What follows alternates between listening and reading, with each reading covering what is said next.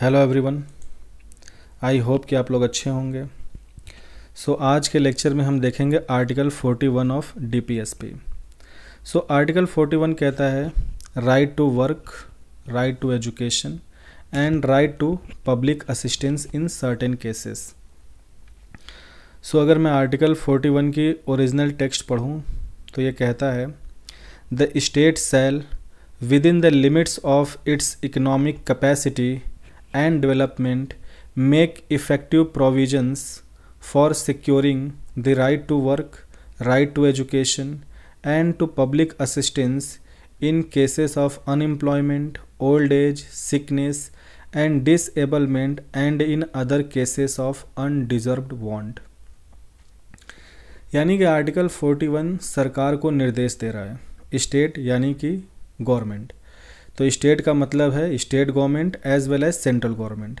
तो आर्टिकल 41 राज्य सरकार और केंद्र सरकार को ये निर्देश दे रहा है कि सरकार को अपनी आर्थिक क्षमता और विकास के क्षमता के अनुसार, ठीक है, ऐसे प्रोविजंस या स्कीम्स बनाने चाहिए जिससे वो अपने लोगों को राइट टू वर्क दे सके, अपने लोगों को राइट टू एजुकेशन दे सकें और अपने लोगों को पब्लिक असिस्टेंस दें इन case of unemployment, okay, in case of old age यानी बुढ़ापा, सिकनेस, डिसेबलमेंट का मतलब होता है विकलांगता and in other cases of undeserved want, यानी अगर कोई अनडिजर्व वांट के केस में अगर कोई विक्टिम है तो उसे।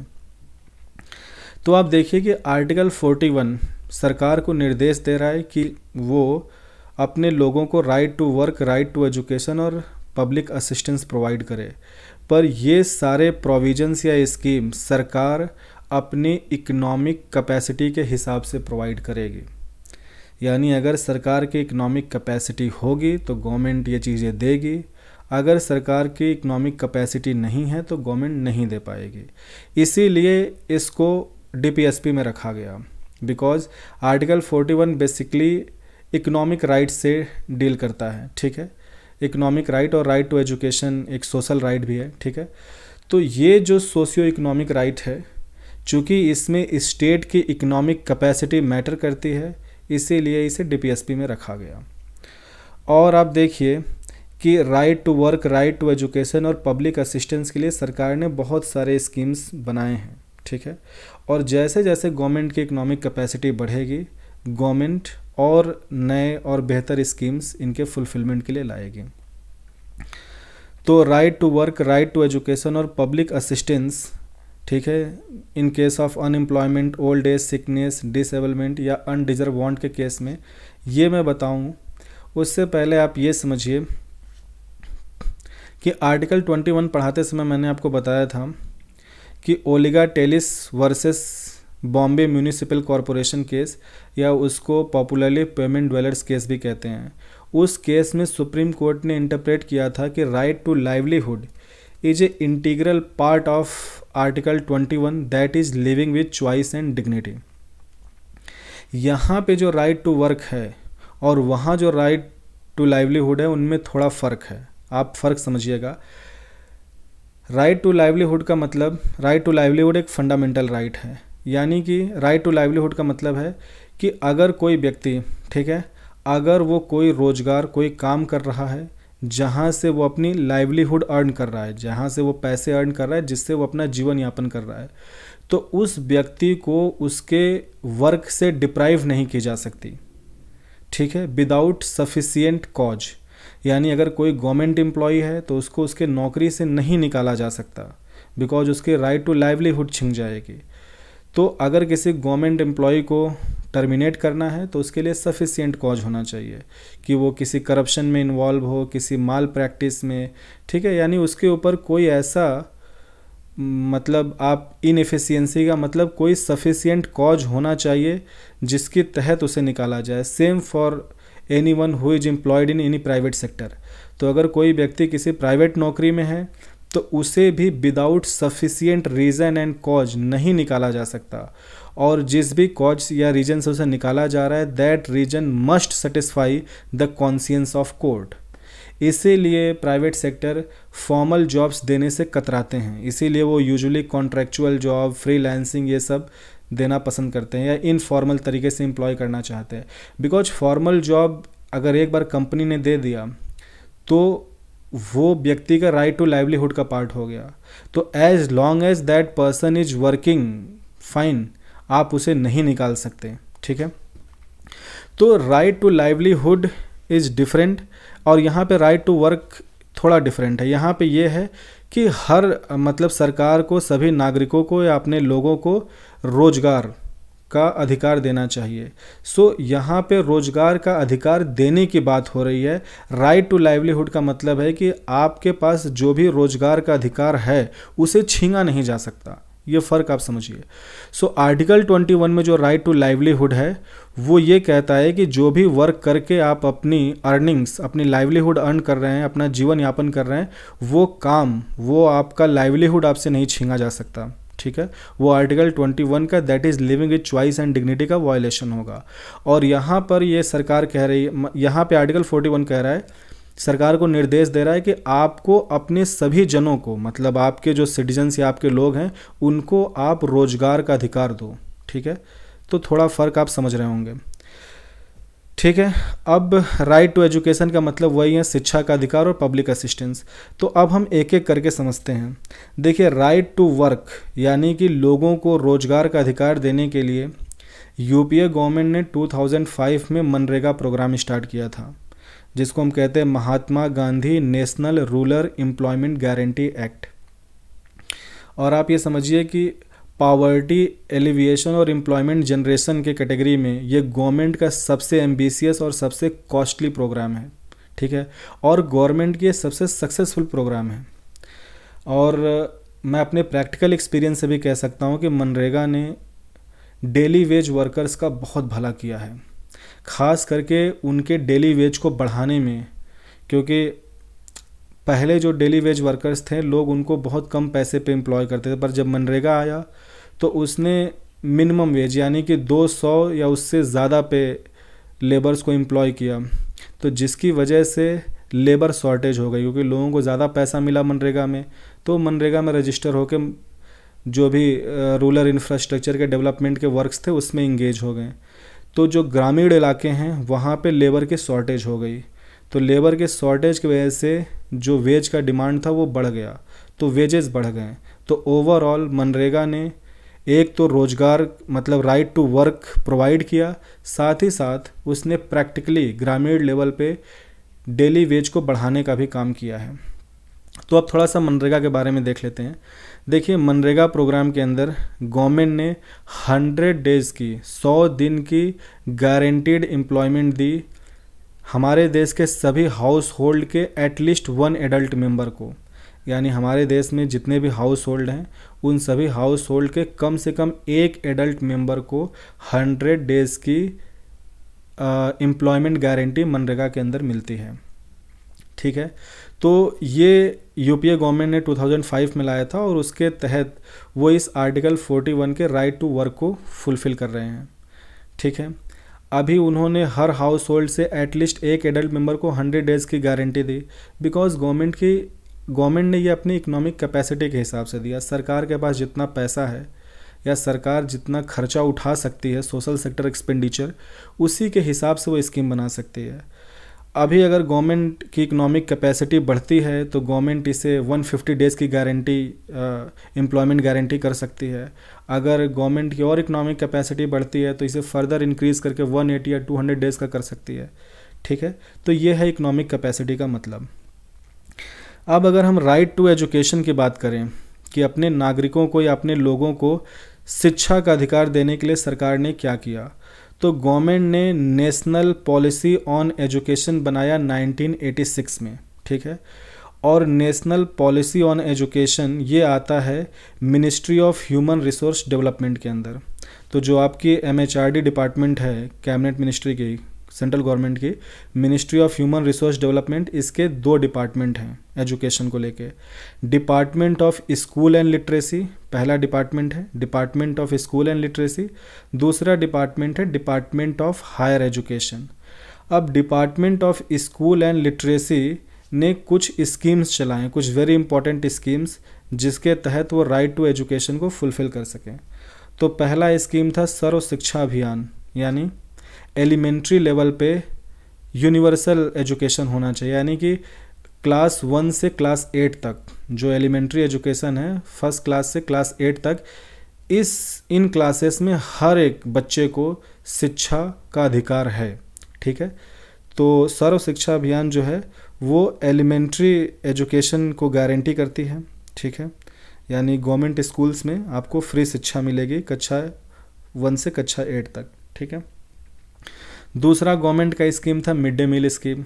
ठीक है, मिड डे मील स्कीम चलाने के पीछे गवर्नमेंट मतलब राइट टू एजुकेशन के अंदर ही department of school and literacy ने मिड डे मील चलाया।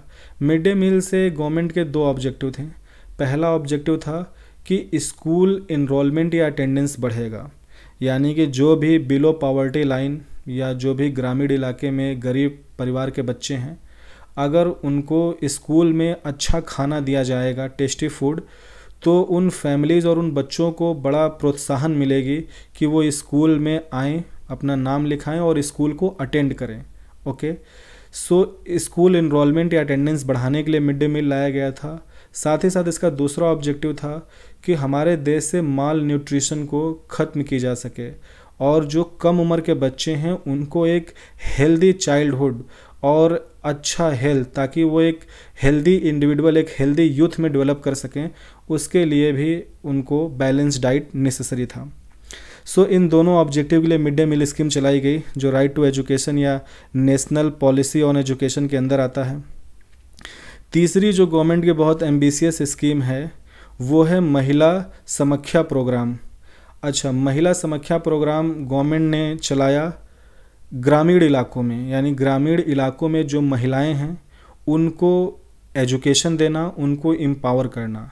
उनको लिटरेट करने का मतलब है कि उनको रीडिंग और राइटिंग सिखाना। ठीक है, कि वो रीडिंग और राइटिंग कर सकें, यानी वो टेक्स्ट बुक्स को पढ़ सकें। ठीक है, और अपने हिंदी लैंग्वेज में, ठीक है, अपनी रीजनल लैंग्वेज में वो चीज़ों को लिख सकें। ठीक है, सो महिला समख्या प्रोग्राम के अंदर उनको लिटरेट करना, रीडिंग राइटिंग, साथ ही साथ जो महिलाओं के जो विमेन एम्पावरमेंट के लिए जो भी गवर्नमेंट के स्कीम्स हैं, जो भी लेजिस्लेशंस हैं, उनसे उन्हें अवेयर करना। ठीक है, ताकि वो अपने राइट्स को लेके स्ट्रेंथन हो सकें। चौथा गवर्नमेंट का जो एम्बिशियस प्रोग्राम है एलिमेंट्री एजुकेशन को लेके, वो है scheme for providing quality education in madrasa. ठीक है, तो जो भी मदरसा स्कूल्स हैं, ठीक है, मदरसाज में गवर्नमेंट टीचर्स एम्प्लॉय करे। ठीक है, इस स्कीम के अंदर गवर्नमेंट टीचर्स एम्प्लॉय किए गए, उनको बेहतर पेमेंट मिला। मदरसाज में प्रॉपर इंफ्रास्ट्रक्चर बनाना, उनके इस्लामिक लैंग्वेज और टेक्स्ट बुक के एजुकेशन के साथ साथ उन्हें साइंस और मैथ की एजुकेशन देना। सो इन सारे फुलफिलमेंट के लिए scheme for providing quality education in madrasa लाई गई। तो ये जो भी सर्व शिक्षा अभियान है, मिड डे मील स्कीम है, महिला समख्या प्रोग्राम है, scheme for providing quality education in madrasa, ये सब department of school and literacy के अंदर आता है। ओके, अब साथ ही साथ देखिए, मैंने कहा था MHRD का एक दूसरा डिपार्टमेंट है डिपार्टमेंट ऑफ हायर एजुकेशन। अब इस डिपार्टमेंट ने भी बहुत सारी फेलोशिप, स्कॉलरशिप प्रोग्राम्स और बहुत सारे हायर एजुकेशन के इंसेंटिव के लिए स्कीम्स बनाए हैं। उन्हें मैंने नहीं कवर किया है बिकॉज लेक्चर बहुत लेंदी हो जाता। ठीक है, अब देखिए राइट टू एजुकेशन के अंदर वोकेशनल ट्रेनिंग भी आती है। ठीक है, तो गवर्नमेंट ने बहुत सारे वोकेशनल ट्रेनिंग प्रोग्राम्स चलाएं, लाइक स्किल इंडिया प्रोग्राम। तो स्किल इंडिया प्रोग्राम के तहत जो भी लोग हैं, ठीक है, जो लेस एजुकेटेड हैं, ठीक है, वो उनको गवर्नमेंट स्किल सिखाएगी, लाइक वेल्डिंग, लाइक प्रिंटिंग। ठीक है, वेल्डिंग, प्रिंटिंग या हैंडीक्राफ्ट या ठीक है आप कारपेंट्री, इस तरह के स्किल सिखाएगी और उनको एम्प्लॉयमेंट भी देगी या एम्प्लॉयमेंट दिलवाएगी। और गवर्नमेंट का दूसरा सोशल सेक्टर एक्सपेंडिचर का मनरेगा के बाद जो सबसे एम्बिशियस और सबसे कॉस्टलीस्ट प्रोग्राम रहा है वो है NRLM mission, NRLM programme, national rural livelihood mission programme. इसके अंतर्गत गवर्नमेंट ग्रामीण इलाकों में जो लोग हैं उनको कोई माइक्रो इंटरप्राइज या कोई कॉटेज इंडस्ट्री स्टार्ट करने के लिए ट्रेनिंग देना। ठीक है, उनको वो सारे ट्रेनिंग और स्किल्स देना और फिर उनको वो माइक्रो लोन्स देना। ठीक है, लोन देना जिसके तहत लाइक शिशु किशोर तरुण लोन, जिसके तहत कि वो अपना माइक्रो इंटरप्राइज स्टार्ट कर सके। अब ये इंडिविजुअल्स भी कर सकते हैं और ग्रामीण इलाके में 2 या 2 से अधिक लोग मिलकर अपना एक सेल्फ हेल्प ग्रुप बना के भी वो NRLM mission, national rural livelihood mission के अंतर्गत ट्रेनिंग और फंडिंग लेके अपना एक माइक्रो या स्मॉल इंटरप्राइज स्टार्ट कर सकते हैं। ठीक है, अब देखिए, अगर मैं राइट टू पब्लिक असिस्टेंस की बात करूं, ठीक है, अब पब्लिक असिस्टेंस किन मामलों में? अनएम्प्लॉयमेंट के मामले में, ओल्ड एज के मामले में, सिकनेस के मामले में, डिसेबलमेंट के मामले में, या फिर किसी अनडिजर्व वांट के केस में। ठीक है, तो आप देखिए पब्लिक असिस्टेंस, जो पब्लिक असिस्टेंस का एग्जांपल है वह अटल पेंशन योजना, ठीक है, ओल्ड एज पेंशन, ठीक है, विडो पेंशन। देखिए अनडिजर्व वांट का क्या मतलब होता है?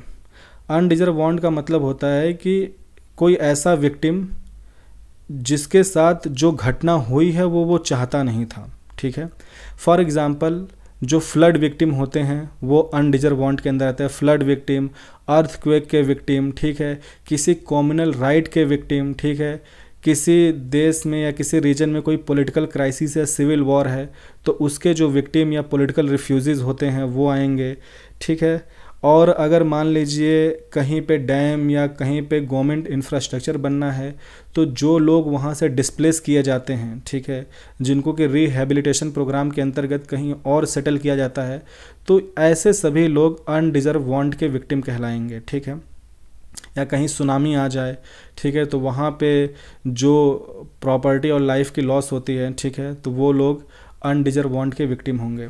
ठीक है, तो आप ये समझिए कि पब्लिक असिस्टेंस के अंदर अटल pension Yojana, old age pension, widow pension, ठीक है, अगर कोई महिला है, ठीक है, वो बुजुर्ग हैं, उनके पति गुजर गए, तो एक तो वो अपने पति पे निर्भर थी अपने फाइनेंशियल सपोर्ट के लिए, तो एक तो उनके पति का गुजर जाना एक अनडिजर्व वांट है। ठीक है, दूसरा चूँकि वो ओल्ड हैं तो वो खुद के लिए फाइनेंशियल अर्निंग नहीं कर सकती। ठीक है, उनकी एज, उनकी स्ट्रेंथ इतनी नहीं है, तो उनको विडो पेंशन देना। फार्मर्स के लिए फसल बीमा योजना बनाई गई।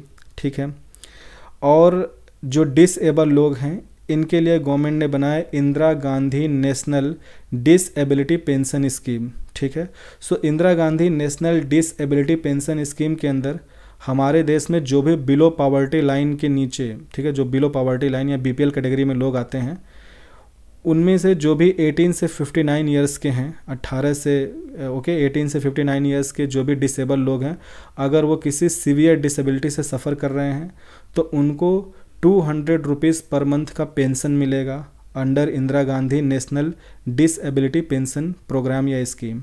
साथ ही साथ उनको व्हील चेयर या अदर इंस्ट्रूमेंट्स, टूल्स, फैसिलिटीज़ दिए जाएंगे ताकि वो अपने डिसेबिलिटी को कोप अप करके थोड़ी नॉर्मल लाइफ जी सकें। ठीक है, और सोसाइटी में नॉर्मली वो एसिमिलेट हो सकें। ठीक है, और थोड़ा नॉर्मल लाइफ जी सकें। ठीक है, और अगर हम सिकनेस के केस में पब्लिक असिस्टेंस की बात करें तो गवर्नमेंट ने इसके लिए प्रोग्राम चलाया है, राष्ट्रीय आरोग्य निधि प्रोग्राम। ठीक है, राष्ट्रीय आरोग्य निधि प्रोग्राम के अंदर अगेन जो भी BPL यानी बिलो पॉवर्टी लाइन में रहने वाले लोग हैं, ठीक है, उनको अगर कोई सीवियर इलनेस है तो जो भी गवर्नमेंट हॉस्पिटल्स हैं वहाँ उनका फ्री ट्रीटमेंट होगा। अगर उनका इलनेस ज़्यादा सीवियर है, अगर किसी ऑपरेशन के रिक्वायरमेंट है तो गवर्नमेंट के जो भी सुपर स्पेशलिटी हॉस्पिटल्स हैं, ठीक है, वहाँ पे उनका फ्री ऑपरेशन, फ्री ट्रीटमेंट होगा, फ्री मेडिकेशन, फ्री मुफ्त में दवाएं दी जाएंगी। ठीक है, और राष्ट्रीय आरोग्य निधि योजना ये आता है आपका ministry of health and family welfare के अंदर। सो अब आप देखिए कि सरकार ने राइट टू वर्क के लिए मैंने बताया मनरेगा, और राइट टू एजुकेशन के लिए सर्व शिक्षा अभियान, mid day meal scheme, Mahila Samakhya programme, scheme for providing quality education in madrasa. ठीक है, vocational training like skill India programme, national rural livelihood mission. ठीक है, ये सब गवर्नमेंट ने दिया। और पब्लिक असिस्टेंस के लिए Atal pension Yojana, old age pension, widow pension, Fasal Bima Yojana, Indira Gandhi national disability pension scheme, और सिकनेस के केस में Rashtriya Arogya Nidhi programme. So these are the major schemes, okay, of government to fulfil the directions of article 41। इसके अलावा गवर्नमेंट को और भी बहुत सारे स्कीम्स हैं, ठीक है। पीएम मुद्रा योजना के अंदर भी बहुत सारे फाइनेंशियल असिस्टेंस दिए जाते हैं स्मॉल और माइक्रो इंटरप्राइजेस को, ठीक है। और मैंने बोला हायर एजुकेशन के लिए भी गवर्नमेंट ने एनपीटीईएल प्रोग्राम लाया, और भी बहुत सारे फेलोशिप स्कॉलरशिप प्रोग्राम्स हैं, ठीक है। बहुत सारी तरह के असिस्टेंस हैं।